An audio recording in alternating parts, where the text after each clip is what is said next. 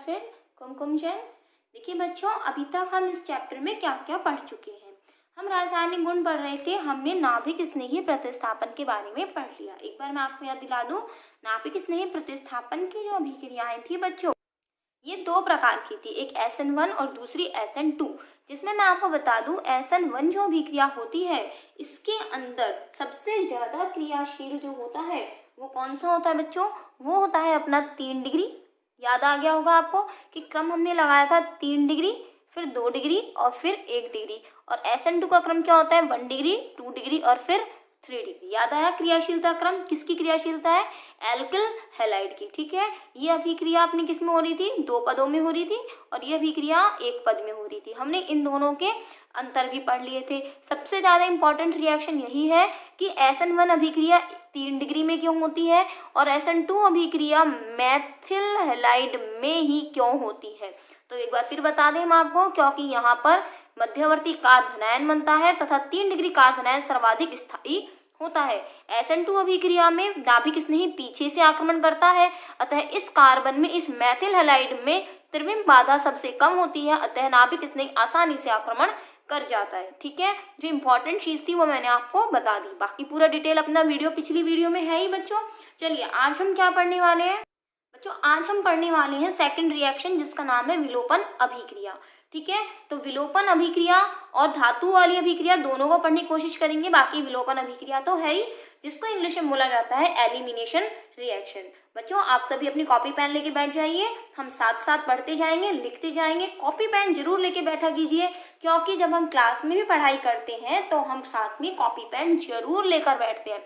हालांकि आपको नोट्स जो है वो आपको टेलीग्राम चैनल पर PDF में उपलब्ध हो जाएंगे, लेकिन बिना कॉपी पेन के पढ़ाई मत कीजिएगा।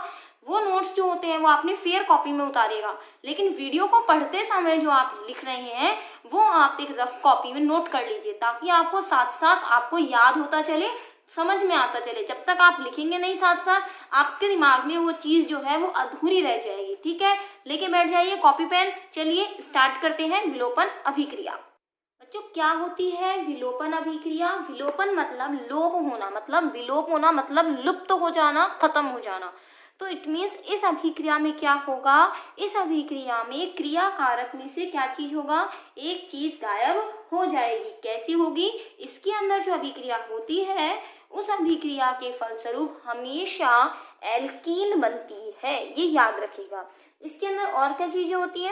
देखिए बच्चों, इसमें 2 समूहों के विलोपन से पाई बंध का निर्माण होता है। इसमें बच्चों एक चीज मैं आपको बता दूं कि 2 सिग्मा बंध टूटते हैं। 2 सिग्मा मतलब सिंगल बॉन्ड टूटते हैं तथा पाई बंध बनता है। 2 सिंगल बॉन्ड के टूटने से ही तथा पाई बंध निर्माण।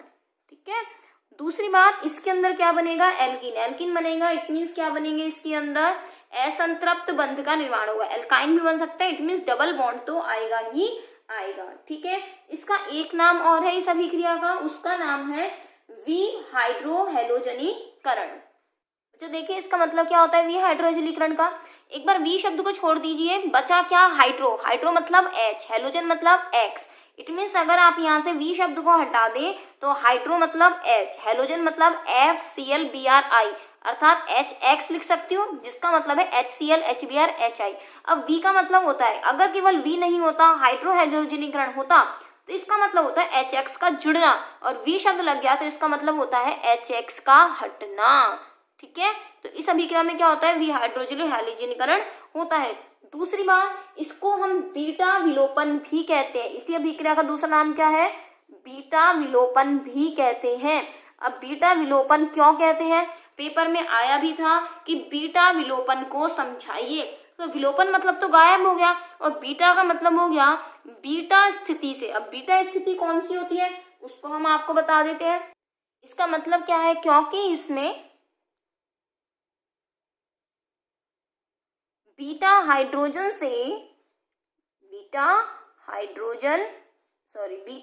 इसमें बीटा हाइड्रोजन का विलोप होता है, मतलब बीटा हाइड्रोजन हटती है, विलोप होता है। ठीक है, अब आप इसको समझ लीजिए बीटा विलोप कैसे होता है बीटा हाइड्रोजन का। देखिए यहाँ से जब हम क्या लिख रहे हैं, जब हम एल्किल हैलाइड की क्रिया, देखिए यहाँ से CH3 C और ये अपन ने लिख दिया Cl, ठीक है। यहाँ से इसके हाइड्रोजन पूरे कीजिए, यहाँ से तो ये Cl है, इसका जो प्रथम कार्बन होगा ये कौन सा होगा, अल्फा, इसी से जुड़ा हुआ कौन सा होगा, बीटा। तो क्लोरीन से जुड़ा हुआ पहला कार्बन अल्फा, दूसरा कार्बन बीटा, अर्थात ये हाइड्रोजन कौन सी हुई बेटा, ये हाइड्रोजन हुई अपनी बीटा। इसमें कितनी हाइड्रोजन बीटा है, 3 हाइड्रोजन बीटा है। तो ये तो हमें पता चल गया कि ये कौन सी हाइड्रोजन है, बीटा हाइड्रोजन है। अब यहाँ पर हमारे पास अर्थात ये बीटा हाइड्रोजन यहाँ से हटेगी। सबसे पहले हम यहाँ पे लिख देते हैं अल्कोहलिक KOH से अभिक्रिया, तभी हम बीटा विलोपन को समझ पाएंगे। क्या लिख रहे हैं हम, अल्कोहलिक KOH से क्रिया, समझिएगा बच्चों। अल्कोहलिक KOH से क्रिया में क्या होता है, जब अल्कोहलिक KOH से अभिक्रिया की जाती है तो ये देखिए यहाँ से C और ये Cl, ये तो अल्फा कार्बन और ये कौन सा है, बीटा कार्बन, ठीक है। अब यहाँ से क्या होगा, ये वाला हमने यहाँ पे लगा दिया H, बाकी हमने यहाँ रख दिए, इसके भी हाइड्रोजन पूरे कर दीजिए, 1 2, अर्थात 2 हाइड्रोजन यहाँ भी लगेंगे। अब देखिए आप, ये भी सिग्मा है और ये भी क्या है, सिग्मा है, ठीक है। अब यहाँ से अभिक्रिया क्या है, ये अल्कोहलिक KOH की उपस्थिति में है, किसकी उपस्थिति में, अल्कोहलिक KOH ALC डॉट, ठीक है। अभी मैकेनिज्म नहीं बता रही हूँ, डायरेक्ट अभिक्रिया बता रही हूँ, उस चीज को समझ लीजिएगा। बाकी हम मैकेनिज्म भी बताऊंगी मैं इसकी, लेकिन पहले इसको समझिएगा। ये HCl है। अब यहाँ से हमने ऊपर पढ़ा था कि 2 सिग्मा बंध टूटते हैं, ये देखिएगा 2 सिग्मा बंध टूटते हैं तथा पाई बंध का निर्माण होता है। तो आपको 2 सिग्मा बंध दिख रहे हैं यहाँ से, इन 2 सिग्मा बंध को यहाँ से तोड़ दीजिए और ये यहाँ से आप तोड़ेंगे तो 2 सिग्मा की जगह क्या आ जाएगा एक बच्चों, पाई बंध आ जाएगा। अर्थात ये जो रिएक्टेंट था इसी में से ही कुछ गायब हुआ, इसलिए इसको क्या बोला, विलोपन कहा। देखिए एल्कीन का निर्माण हो गया, जो बताया था, क्या बाहर निकल गया, HCl। ये ध्यान रखिएगा, ये अल्कोहलिक KOH था, इसीलिए अभिक्रिया में क्या हुआ, विलोपन। लेकिन अगर ये जलीय KOH होता तो यहाँ Cl की जगह क्या आ जाता, OH आ जाता। ये ध्यान रखिएगा, दोनों में अंतर है। जलीय KOH प्रतिस्थापन करता है, अर्थात यहाँ पर Cl की जगह OH आता है, लेकिन KOH कैसा है, अल्कोहलिक, इसलिए इसने क्या करा, विलोपन कर दिया है, ठीक है बच्चों। अब हम देखते हैं कि वास्तव में ये अभिक्रिया हुई कैसी है। देखिए वैसे मैं आपको मैकेनिज्म जो बताने जा रही हूँ बच्चों, वो आपके एग्जाम में तो नहीं आएगी, लेकिन फिर भी दिमाग में रहता है अल्कोहलिक KOH ने क्या किया आखिर यहाँ पे। तो देखिए यहाँ से इस चीज को देखेगा, ये KOH होता है, KOH से क्या प्राप्त होते हैं बेटा, K+ आयन और OH आयन प्राप्त होते हैं यहाँ से। अब यहाँ से ये जो OH आयन है ये सीधे अटैक किस पे ऊपर करता है, यहाँ से देखिएगा ये अपना है CH2 और ये Cl, ठीक है। यहाँ पे मैंने H नहीं लिखा, लेकिन ये H मैं यहाँ लिख देती हूँ। अब ये OH आयन जो है, मैं आपको एक चीज बता दूं, OH क्या है, माइनस बेस है, मतलब क्षार है। KOH क्या है, क्षार है। क्षार का काम क्या होता है, H+ को बाहर निकालना। तो ये क्षार जो है वो किसको बाहर निकालेगा, H को। H किसके पास है, इसके पास है, इसलिए ये OH- जो है वो इसके पास आएगा। ऑटोमेटिकली ये इलेक्ट्रॉन यहाँ से यहाँ घूमेंगे और ये Cl यहाँ से बाहर निकल जाएगा। मैं फिर से कह रही हूँ, मैकेनिज्म आपके पेपर में नहीं आती है, लेकिन ये हुआ कैसे, KOH ने वास्तव में काम क्या किया वही मैं आपको समझा रही हूँ कि ये जो OH आयन है इसने किसको ले लिया, H को ले लिया, क्योंकि क्षार है, क्षार का काम है H+ को बाहर निकालना। हर एक का एक तो काम होता है। एक चीज याद रखिएगा, ऑर्गेनिक में आप अम्ल का काम होता है H+ देना और क्षार का काम होता है H+ को लेना। तो इस OH- ने इस H+ को ले लिया, यहाँ से इलेक्ट्रॉन यहाँ मूव कर गए और यहाँ से यहाँ मूव। जैसे ही अभिक्रिया हुई आपने देखा यहाँ से H2O बाहर निकल गया, ये इलेक्ट्रॉन यहाँ से यहाँ मूव करे, OH और H ने मिलकर क्या बना दिया, H2O। यहाँ से यहाँ मूव करे तो क्या बन गया, CH2 डबल बॉन्ड CH2, और ये जो क्लोराइड आयन था ये यहाँ से बाहर निकल गया। प्रोडक्ट क्या बना अपना, एल्कीन। इस प्रकार से यहाँ पर क्या होती है, अभिक्रिया होती है। अभी थोड़ी आगे की बात है, क्योंकि ये अभिक्रिया भी जो होती है, विलोपन अभिक्रिया 2 प्रकार से होती है, E1 और E2। ये अभिक्रिया का प्रकार E2 होता है। ये मैंने आपको बता दिया किस तरह से होती है। पेपर में जो आपका आएगा वो इस तरह से होगा, अल्कोहलिक KOH से क्रिया, ठीक है। सीधे पूछ लेगा आपसे, नोट डाल के लिखवा देती हूँ बच्चों, नोट डाल के लिखवा देते हैं हम आपको कि जलीय KOH क्या काम करता है और अल्कोहलिक KOH क्या काम करता है। बच्चों अपने यहाँ साथ साथ नोट डाल के आप चाहे लिख सकते हैं, इस तरह से नोट डाल दीजिए, ठीक है। यहाँ पर मैं लिख रही हूँ रिएक्टेंट CH3 CH2 Cl, ठीक है। यहाँ से मैंने इसको इस तरह से करा मान लीजिए अभिक्रिया हो रही होती जलीय KOH से, और यहाँ अभिक्रिया मैंने दिखा दी अल्कोहलिक KOH से। चिंता मत कीजिए, पूरा बताऊंगी कि अल्कोहलिक KOH ने ऐसा क्यों किया और जलीय KOH ने ऐसा क्यों नहीं किया। तो यहाँ पर ये जलीय KOH और ये अल्कोहलिक KOH है। तो जलीय KOH क्या काम करेगा, इस Cl को हटाएगा और प्रोडक्ट क्या बना देगा, CH3CH2OH। अर्थात अभिक्रिया किसकी हुई बेटा, प्रतिस्थापन की। और अगर अल्कोहलिक KOH यहाँ से काम कर रहा है तो क्या बनेंगे, यहाँ से एल्कीन बनेंगे। ठीक है, अर्थात ये काम करता है विलोपन का और ये काम करता है प्रतिस्थापन का। इस पे लगा लीजिए खूब सारा इंपॉर्टेंट, और लिख भी लीजिए कि जलीय KOH यहाँ से प्रतिस्थापन का काम करता है, जबकि अल्कोहलिक KOH विलोपन का काम करता है। मैं लिख देती हूँ, यहाँ से इसका काम किसका होता है, प्रतिस्थापन का काम होता है, जबकि ये काम किसका करता है, विलोपन का काम करता है। क्वेश्चन भी पेपर में बनता है कि KOH जलीय KOH प्रतिस्थापन करता है जबकि अल्कोहलिक KOH विलोपन करता है, क्यों। बच्चों इस चीज का उत्तर लिखने से पहले हम पहले और थोड़ी सी चीजें पढ़ लेते हैं, फिर इसका उत्तर अपन लिखेंगे। यहाँ पे विलोपन अभिक्रियाओं में मान लीजिए यहाँ पर अपने पास 3 डिग्री भी हो, 1 डिग्री भी हो और 2 डिग्री भी हो, तो यहाँ पर पहले अभिक्रिया किसके साथ होगी, तो यहाँ से अभिक्रिया का आप क्रम लिख लीजिएगा बच्चों। देखिए बच्चों, यहाँ से ये 3 डिग्री हैलाइड है, ये 2 डिग्री और ये 1 डिग्री है, तो यहाँ से 3 डिग्री, 2 डिग्री और 1 डिग्री हैलाइड में जो क्रम होगा वो सबसे ज्यादा क्रियाशीलता किसकी होगी बच्चों, 1 डिग्री की, फिर सबसे ज्यादा होगी 3 डिग्री की, फिर होगी अपनी 2 डिग्री की, और सबसे लास्ट में किसकी आएगी, 1 डिग्री की। ठीक है बच्चों, ठीक है। यहाँ से अब अपने पास मान लीजिए रिएक्शन में इस तरह से आ जाता है कि जहाँ एक से अधिक एल्कीन बनने की संभावना हो। देखिएगा हम क्या कहना चाह रहे हैं क्वेश्चन में, देखते हैं यहाँ से क्वेश्चन कि अपने पास इस तरह से मान लीजिए दे देता है वो, जैसे अपन ने दे दिए 3 कार्बन के, ये 3 कार्बन का लिख दिया हमने।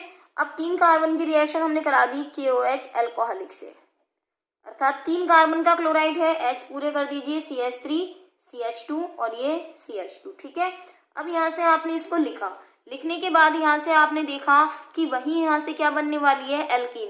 भाई 2 कार्बन का तो भी एल्कीन बनी थी, 3 कार्बन का है तो भी एल्कीन बनेगी। तो 3 कार्बन के एल्कीन में इसका Cl अर्थात ये वाला अल्फा और ये वाला बीटा, अर्थात इसका H और इसका Cl बाहर निकल जाए तो बनने वाला प्रोडक्ट फिर से क्या बनेगा, प्रोपीन बनेगा। या आप ऐसा याद रख सकते हो कि 3 कार्बन का है तो 3 कार्बन की एल्कीन प्रोपीन ही होती है, इसमें कोई दूसरी एल्कीन नहीं बनती है।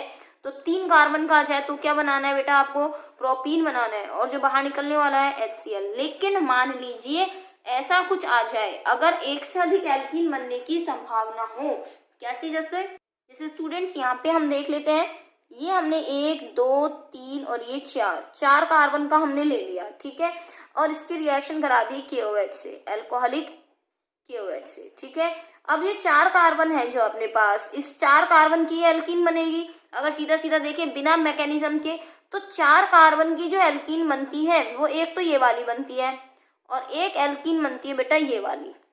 ये देखिए, इसका अगर अपन नाम दें तो इसका नाम है ब्यूट-2-ईन।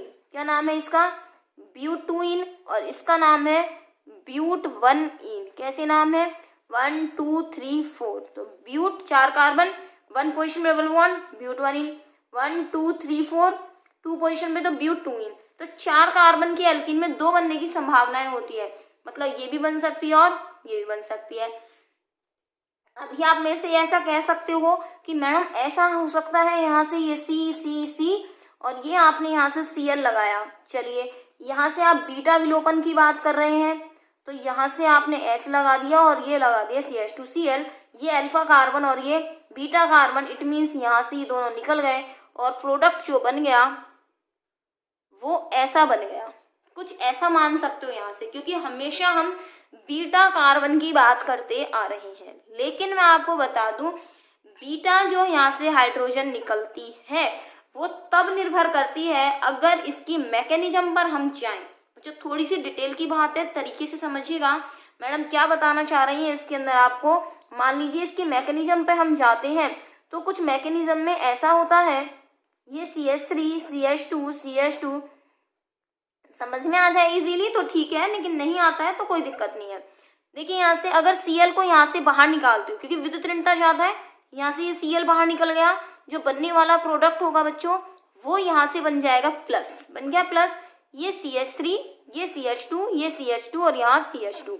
अब यहाँ से ये 1 डिग्री है कार्बन, लेकिन 1 डिग्री की बजाय 2 डिग्री ज्यादा स्थायी होता है और यहाँ कार्बन 2 डिग्री मौजूद है, इसीलिए इसके अंदर होता है पुनर्विन्यास और प्रोडक्ट में कुछ ऐसा बन जाता है, यहाँ पर ये प्लस जो है वो घूम के यहाँ आ जाता है, अर्थात पुनर्विन्यास हो जाता है। क्या हो जाता है बेटा?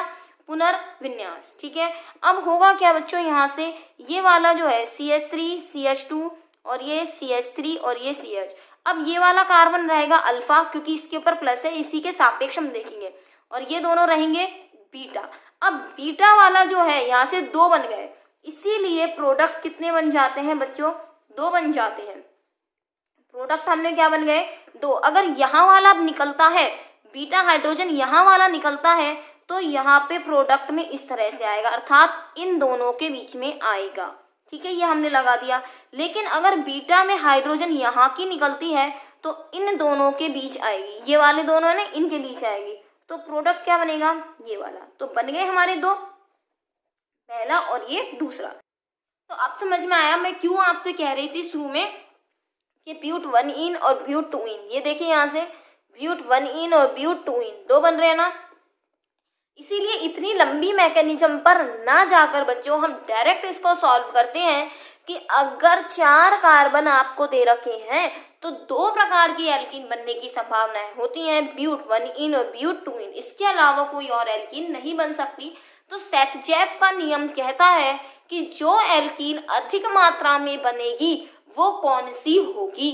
तो सेटजेफ का नियम कहता है कि बहुप्रतिस्थापी एल्कीन अधिक मात्रा में बनेगी। बहुप्रतिस्थापी हम कैसे बता सकते हैं इसके अंदर? ये देखिए यहाँ से, ये क्या है अपना C डबल बॉन्ड C। ठीक है, इससे कितने समूह जुड़ रहा है? 1 समूह जुड़ा हुआ है। लेकिन अगर मैं यहाँ से इसको देखूं तो इसके अंदर आप देखो कितने समूह जुड़े हुए हैं, एक CH3 यहाँ है और एक CH3 यहाँ है। कितने हैं कार्बन? 2 जुड़े हुए हैं, एक यहाँ और एक यहाँ, 2 जुड़ रहे हैं ना। इट मीन्स यहाँ पर संख्या कितनी है एल्किल समूहों की? 1, और यहाँ एल्किल समूह की संख्या कितनी है? 2। तो इसी हिसाब से हम इसमें ध्यान से देखते हैं। सेटजेफ का नियम हमारी इसी प्रॉब्लम को सॉल्व करता है कि ब्यूट 1 इन और ब्यूट 2 इन में से कौन सा अधिक मात्रा में बनेगा। तो उसका आंसर क्या होगा बेटा? यहाँ पर जो ज्यादा प्रतिस्थापित होगी वही अधिक मात्रा में बनेगा, अर्थात नंबर 2 वाला ज्यादा मात्रा में बनेगा। अब हम इसको हमें नोट्स में कैसे लिखना है उस पे आ जाइए बच्चों। देखिए, यदि किसी अभिक्रिया में 2 या अधिक प्रकार की एल्कीन बनने की संभावना हो तो हम कैसे बनाएंगे? तो इसके लिए नियम कौन सा आएगा? सेटजेफ का नियम। कौन सा नियम आएगा बच्चों? सेटजेफ का नियम। तो सेटजेफ का नियम क्या कहता है उसी को हम लिखने वाले हैं। यहाँ से देख लीजिए, यदि 2 या अधिक प्रकार की एल्कीन बनने की संभावना हो तो वह एल्कीन अधिक मात्रा में बनेगी जो बहुप्रतिस्थापित हो। बहुप्रतिस्थापित एल्कीन पहचानने का तरीका हमने आपको बता दिया। एग्जाम्पल देखते हैं बच्चों। देखिए बच्चों, यहाँ से ये अपना है 4 कार्बन का है, 4 कार्बन का है, तो 2 प्रकार की एल्कीन बनेगी। एक तो बनेगा 2 ब्यूटीन और एक बनेगा अपना 1 ब्यूटीन। ठीक है, यहाँ से ये तो है ब्यूट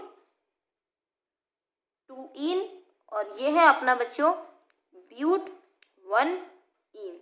तो यह एल्कीन अधिक है क्योंकि यहाँ पे द्विबंध से बंधित जो कार्बन है वहां पर एल्किल समूह की संख्या अधिक है, अर्थात ये अधिक मात्रा में बनेगी, ये अधिक प्रतिस्थापित है और ये कम मात्रा में बनेगी।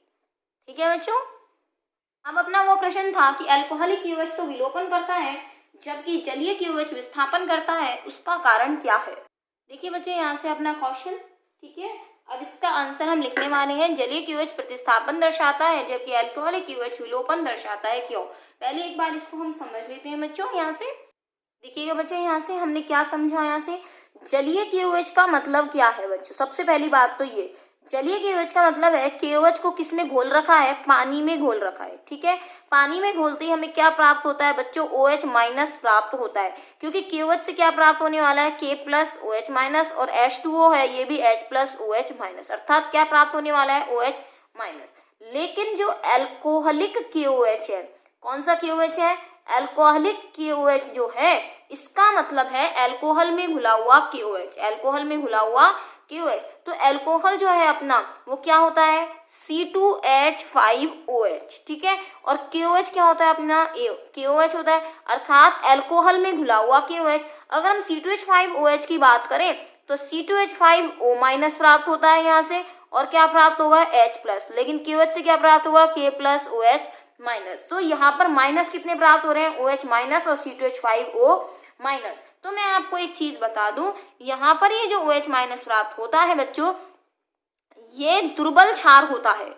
कैसा क्षार होता है ये दुर्बल क्षार होता है, अतः ये नाभिक स्नेही के जैसा ही व्यवहार कर पाता है, जबकि C2H5O- जो होता है ये एक प्रबल क्षार की भांति व्यवहार करता है। चलिए, प्रबल क्षार की भांति और ये दुर्बल क्षार की भांति व्यवहार करता है, इसका कारण क्या है वो भी मैं बता देती हूँ आपको।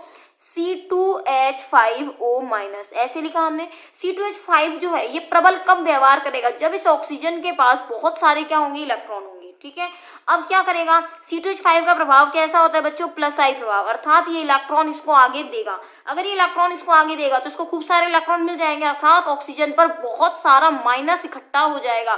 जब ये माइनस इकट्ठा हो जाएगा बहुत सारा, तो ये किसको खींचने की कोशिश करेगा, ये H+ को खींचने की कोशिश करेगा, और ये C2H5O- प्रबल क्षार की भांति व्यवहार करने लग जाता है। इसीलिए जो एल्कोहलिक KOH होता है ये किसी भी एल्कीन, जो अपना एल्किल हैलाइड होता है, जैसे मान लीजिए ये वाला था अपने पास, ये अपने पास था CH3CH2Cl, तो क्या करने लगता है ये जो होता है इस H को खींचने लगता है, अर्थात H+ को बाहर निकालने लगता है। जैसे ही H को बाहर निकाल लिया जाएगा तो इसमें क्या बॉन्ड बन जाएगा, इसके अंदर डबल बॉन्ड बन जाएगा। तो सीधे शब्दों में बात यह है कि जलीय KOH में OH- एक नाभिक स्नेही की तरह व्यवहार करता है, जबकि अल्कोहलिक KOH में जो C2H5O- होता है, इसका नाम क्या होता है बच्चों, 2 कार्बन है तो 2 कार्बन को हम क्या बोलेंगे एथ, ऑक्सीजन है तो क्या बोलेंगे ऑक्साइड, और ये कैसा है इसके ऊपर माइनस है तो आयन क्या बोलेंगे आयन,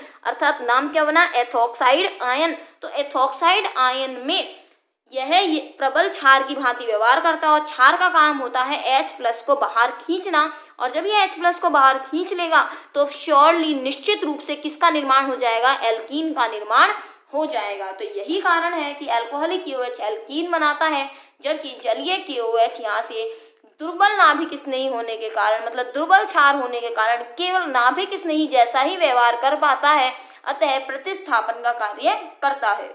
बच्चों अब यहाँ से हम आंसर लिख लेते हैं कि आंसर क्या होगा, ठीक है स्टूडेंट्स। देख लीजिए स्टूडेंट्स, यहाँ से हमने उत्तर लिख दिया है। क्या लिखा है, जलीय KOH में केवल OH- होते हैं जो नाभिक स्नेही के समान व्यवहार दिखाते हैं, इसलिए केवल क्या दिखाएंगे प्रतिस्थापन, या अपन ऐसे भी कह सकते हैं दुर्बल क्षार होते हैं।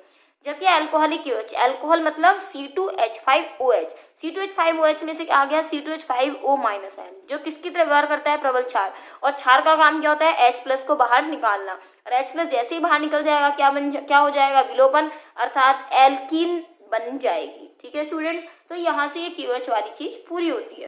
बच्चों यहाँ से हम धातुओं से अभिक्रिया और लिख लेते हैं, छोटी सी अभिक्रियाएं हैं छोटी छोटी सी, उनको और पूरा कर लेते हैं। बच्चे देखिए C रिएक्शन है धातुओं से अभिक्रिया। धातुओं से अभिक्रिया मतलब रिएक्शन विद मेटल। यहाँ सबसे पहले रिएक्शन हम पढ़ रहे हैं वुड्स अभिक्रिया, जो काफी बार आपके बोर्ड एग्जाम्स में आ चुकी है, इंपॉर्टेंट लगा लीजिए। रिएक्शन किससे होगी, सोडियम से। होता क्या है, जब एल्किल हैलाइड की अभिक्रिया, एल्किल मतलब R, हैलाइड मतलब X की अभिक्रिया सोडियम से, किससे Na से। एल्किल हैलाइड कितने लिए हमने, 2 परमाणु लिए, सोडियम भी कितने लेंगे, 2 लेंगे।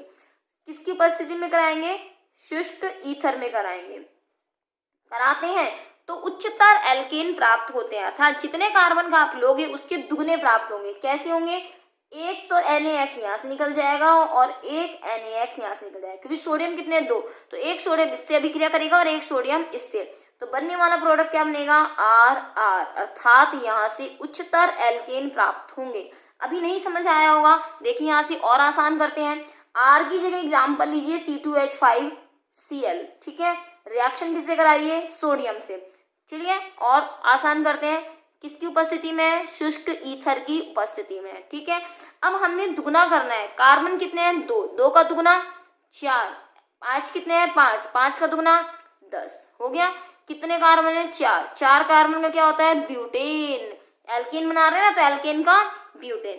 पेपर में भी ऐसे ही आता है, क्या होता है जब एथिल क्लोराइड की अभिक्रिया सोडियम के साथ शुष्क ईथर में कराई जाती है, अर्थात क्या बनते हैं, उच्चतर एल्केन बनते हैं। मान लीजिए ऐसा नहीं होता, हम आपको मेथिल हैलाइड देते, सोडियम के साथ रिएक्शन कराते वही शुष्क ईथर में, कार्बन कितना है, एक का दुगना 2, 3 का दुगना 6, अर्थात क्या बन गया बच्चों, एथेन। क्या बन गया बच्चों यहाँ से, एथेन। तो क्लियर हुआ अपना, 1 का दुगना C1, कार्बन 2, 3 हाइड्रोजन, हाइड्रोजन दुगना 6, बन गया एथेन। तो इस तरह से अभिक्रिया हो जाती है। बार बार रिवीजन करते रहिएगा बच्चों रिएक्शंस का, नहीं तो आप भूल जाएंगे इसको। ठीक है स्टूडेंट्स, चलिए यहाँ से ये तो समझ में आ गया ना कि ये डबल हुआ कैसे, या करके बताएं, लोग करके बता देते हैं, नोट डाल के लिख देते हैं।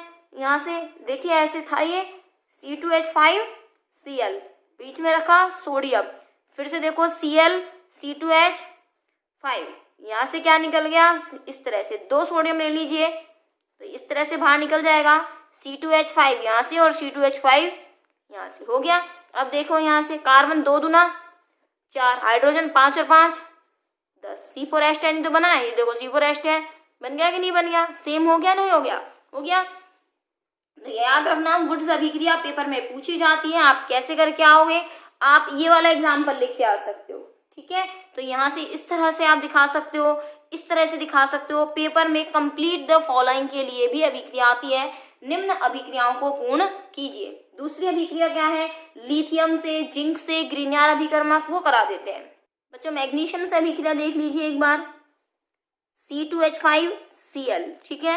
रिएक्शन किससे करानी है, Mg से, वही किसकी उपस्थिति में होगी बच्चों, शुष्क ईथर की उपस्थिति में। आपको क्या करना है, इस Mg को इन दोनों के बीच में रख देना है, तो क्या बन जाएगा C2H5MgCl, और यही है अपना ग्रीनियर अभिकर्मक। क्योंकि ग्रीनियर अभिकर्मक होता है RMgX, और देखो यहाँ से RX, R C2H5 की जगह Cl की जगह X, ये Mg रखा, शुष्क ईथर Mg को इन दोनों के बीच में, तो RMgX, और इसी को क्या बोलते हैं हम, ग्रीनियर अभिकर्मक। सही है अपना बच्चों। चलिए अब यहाँ से तीसरा देख लीजिए, तीसरे में हम किससे करा रहे हैं, जिंक से। इंपॉर्टेंट है, ध्यान रखिएगा कैसे होती है रिएक्शन, देख लीजिए। वही अपन ने लिखा CH3CH2X, या Cl लिख लीजिए, रख दिया यहाँ से। रिएक्शन किससे होगी, जिंक से होगी। चलिए मैं आपको एक चीज बता दूं यहाँ से, और कि अगर जब आप रिएक्शन कराते हैं यहाँ से, तो जिंक की संयोजकता कितनी होती है, 2 होती है, अर्थात +2 आवेश आता है। तो इसका मतलब इसके साथ 2 मॉलिक्यूल किससे जुड़ेंगे, क्लोरीन के जुड़ेंगे। तो होगा क्या, यहाँ से जिंक के साथ 2 क्लोरीन जुड़ेंगे तथा CH3 यहाँ से हट जाएगा। किस तरह से होगी रिएक्शन, देखते हैं। यहाँ से जिंक कितने लिए जा रहे हैं, यहाँ से बच्चों 2 लिए जाएंगे, और यहाँ से CH3 CH3 CH2, और बीच में क्या आ जाएगा, जिंक। या आप इसको ऐसा लिख सकते हो, जिंक कितने हैं, 2 है यहाँ से, तो एक जिंक तो इसके साथ जुड़ गया। 2 क्यों जुड़े, क्योंकि जिंक की संयोजकता 2 होती है, और क्या जुड़ गया, ZnCl2। इस तरह से हम इसमें दिखा देंगे। देखो आप इसको ऐसे भी याद रख सकते हो, ये जिंक है अपना, ठीक है। कितने लिए हैं जिंक, अपन ने 2 लिए हैं। एक मैं जिंक यहाँ रख देती हूँ, एक जिंक मैं यहाँ रख देती हूँ, तो एक तो यहाँ से निकल गया ZnCl2, और एक जिंक इन दोनों के साथ, एक जिंक इन दोनों के साथ जुड़ जाएगा। तो इसका मतलब CH3 CH2 कितने हैं, 2 हैं, और जिंक कितना है, 1 है। और इसको बोलेंगे क्या, अगर ये 2 हैं तो क्या लिखेंगे, डाई। एथिल है तो क्या लिखेंगे, एथिल, डाई एथिल जिंक। और अगर ये डाई एथिल ना हो के केवल R होता, तो हमें लिखना होता R2Zn, जिसको हम बोलते हैं डाई एल्किल जिंक, अर्थात फ्रैंकलैंड अभिकर्मक। देखिए यहाँ से, तो इसको हम क्या लिख सकते हैं बेटा, डाई एल्किल जिंक, जिसका नाम है फ्रैंकलैंड अभिकर्मक। ठीक है बच्चों, याद रखिएगा फ्रैंकलैंड अभिकर्मक क्या है, डाई एल्किल जिंक, या आप इसको R2Zn भी लिख सकते हैं। ठीक है, चलिए और देख लेते हैं। यहाँ से लेड सोडियम का देखते हैं। तो ये देख लीजिए एक बार लेड सोडियम से, ठीक है, इतना इम्पॉर्टेंट तो नहीं है, फिर भी एक बार देख लीजिएगा इसको। यहाँ से हमने क्या लिया बच्चों, एथिल ब्रोमाइड लिया, C2H5Br। क्योंकि लेड सोडियम लिखा हुआ है इसलिए हम क्या लिखना होगा, Pb सोडियम। ठीक है, यहाँ से लेड जो होता है बच्चों, यहाँ से 4 संयोजकता होती है, इसलिए इसके अंदर हम लेड सोडियम भी कितने लेंगे, 4 लेंगे। अगर आप इसको 4 लेते हो तो यहाँ भी कितने लेने पड़ेंगे, 4 ही लेने पड़ेंगे। देखो अब यहाँ से बनाना बड़ा आसान है। 4 एथिल ब्रोमाइड अपन ने ले लिए यहाँ से। लेड कितने हैं यहाँ से? 4 ही हैं। तो अपन कैसे लेंगे यहाँ से इसका आंसर? तो यहाँ पर जो प्रोडक्ट बनेगा बच्चों, C2H5 कितने हैं? 4, तो TC2H5 होल 4 कितने ले लिए? 4। टेट्रा एथिल और पीबी लिख देंगे हम। क्या लिख देंगे? पीबी। तो क्या बन गया यहाँ से? Tetra ethyl lead. कितने पीबी बच रहे? 4। एक तो यहाँ काम आ गया, बच गए 3, उसको बाहर निकाल दो। अब क्या बच गया? 4 सोडियम। तो सोडियम 4 है, ठीक है कोई बात नहीं, और 4 ही क्या है? Br, तो 4 सोडियम ब्रोमाइड बन जाएंगे। इसको याद रखिएगा, इसका नाम है बच्चों टेट्रा एथिल लेड, TEL। क्या याद रखोगे? TEL को बोलते हैं हम यहाँ से टेट्रा एथिल लेड। ठीक है, यहाँ से इस तरह से हो जाएगा बच्चों। यहाँ से अपचयन अभिक्रिया और है छोटी सी, उसको पूरा कर लेते हैं ताकि हमारे मोनो हेलोजन जो है यहाँ से खत्म हो जाएगा टॉपिक, चारों रिएक्शंस खत्म हो जाएंगे। ठीक है, एक बार इसको देख लेते हैं। अपचयन का मतलब होता है हाइड्रोजन का जुड़ना। एल्किल हैलाइड की रिएक्शन है, ये मैंने लिख दिया C2H5Cl। रिएक्शन क्या कराई? अपचयन। अपचयन का मतलब होता है हाइड्रोजन का जुड़ना। हाइड्रोजन कितने ले लिए? 2। तो आप इसको यहाँ से तोड़ दीजिए, एक H यहाँ और एक H यहाँ। जो बन गया वो देख लीजिए, C2H6 और साथ में क्या निकल गया? HCl। अर्थात किसका निर्माण होता है? एल्कीन का निर्माण होता है। क्लियर हुआ यहाँ से? अब हम यहाँ से जो आज हमने पढ़ा है, इसमें मेन रिएक्शन है बेटा, एक बार उनका रिवीजन हम देख लेते हैं। मेन रिएक्शन कौन सी है? चलिए कंप्लीट द फॉलोइंग में देखते हैं हम यहाँ से। C2H5Cl रिएक्शन करानी है KCN से। मैं अभी कंप्लीट नहीं कर रही हूँ, आपको अगर आंसर आता है तो फटाफट नीचे मुझे कमेंट बॉक्स में लिखते जाइएगा। C2H5Cl रिएक्शन है KNO2 से, ठीक है। और मैं लिख रही हूँ यहाँ से C2H5Cl प्लस, सॉरी Cl है खाली, यहाँ से रिएक्शन करा रहे हैं सोडियम से। और देखते हैं यहाँ से C2H5Cl की ही सारी रिएक्शन है। KOH कौन सा है? अल्कोहलिक। इसी की रिएक्शन KOH जलीय से। प्रोडक्ट क्या बनने वाले हैं? आप ही बताएंगे मुझे सारे प्रोडक्ट। यहाँ से C2H5Cl प्लस Mg। छोटा सा टेस्ट लगा रहे हैं जो हमने आज पढ़ा है, जो अब तक में हमने पढ़ा है इस चैप्टर के अंदर। ठीक है बच्चों, यहाँ से आपको अगर आंसर आते हैं तो फटाफट अपनी कॉपी में लिखते जाइए और मैच करते जाइएगा कि आपके आंसर सही है या नहीं है। ये छोटा सा टेस्ट बच्चों जरूर लगाइएगा जो मैं रिएक्शन कंप्लीट कराने का यहाँ से आपको करवा रही हूँ।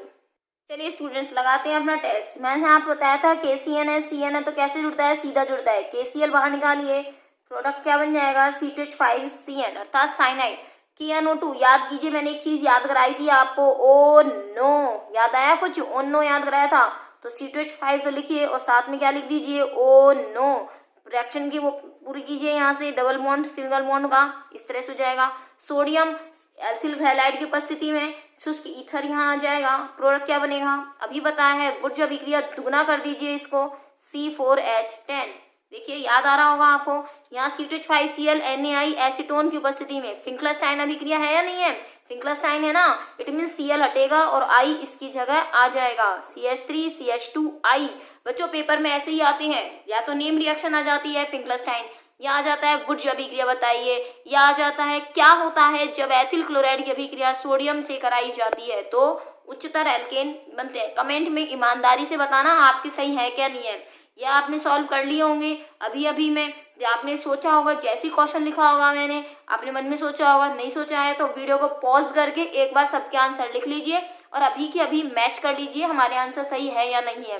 देखिए यहाँ से क्या है? अल्कोहलिक KOH है अर्थात विलोपन, और जलीय KOH है तो प्रतिस्थापन। Alcoholic KOH 2 carbon, it means विलोपन कर दीजिए, एल्कीन बनेगा। जलीय KOH है, प्रतिस्थापन कर दीजिए तो C2H5OH। मैग्नीशियम में अभी बताया था धातुओं से अभिक्रिया में बीच में आ जाएगा तो C2H5MgCl अर्थात ग्रीनियर अभिकर्मक का निर्माण। एथिल अल्कोहल और ये है अपना SOCl2। फटाफट से अपना आंसर देखिए क्या लिखा हुआ है, डार्जन अभिक्रिया है या नहीं है? चलो मैं यहाँ से करके बता देती हूँ आपको, आप लोगों ने कैसे की होगी। यहाँ पर आपने SO लिखा होगा, यहाँ Cl लिखा होगा और यहाँ Cl, और इसको इस तरह से तोड़ दिया होगा, तोड़ा होगा, प्रोडक्ट में आया होगा CH3CH2Cl। याद कीजिए हमने लिखा था ये सबसे बेस्ट रिएक्शन है एथिल हैलाइड बनाने की, SO2 वहां से बीच में से उड़ जाएगा और HCl बन जाएगा AgNO2 का। याद कीजिएगा AgNO2 हमने कहा था अगर KNO2 को O नो बोलना पड़ा है इट मीन्स कोई और पहले सीधा जुड़ चुका है, अर्थात NO2 सीधा की सीधा एज इट इज जोड़ दीजिए CH3 CH2 NO2 अर्थात नाइट्रो एल्केन। बच्चों रिएक्शंस हैं, जब तक रिवीजन में नहीं लोगे तब तक पूरी नहीं होंगी। मैं कोशिश करूंगी चैप्टर पूरा करते करते आपको ये रिएक्शंस मैं रटवा दूं ताकि आपको याद हो जाए रिएक्शंस। हम बार बार जब भी अपन चैप्टर इसमें करेंगे अब रिएक्शंस को, इस चैप्टर की रिएक्शंस को रिवीजन में ले लेंगे ताकि आपकी बार बार रिवीजन के साथ रिएक्शंस कंप्लीट हो जाएं और याद हो जाएं। उद्देश्य ऑनलाइन पढ़ाई हम कर रहे हैं, हमको याद करना भी उद्देश्य है। समझ तो आए ही आए, साथ में हम वीडियो पढ़ते पढ़ते उस चीज को याद भी कर जाएं। मैं आपकी इसी उद्देश्य के साथ इस वीडियो को आगे नेक्स्ट वीडियो लेके आऊंगी। याद भी कराएं, कंसेप्ट भी समझें और चैप्टर भी हो। ठीक है बच्चों, अपने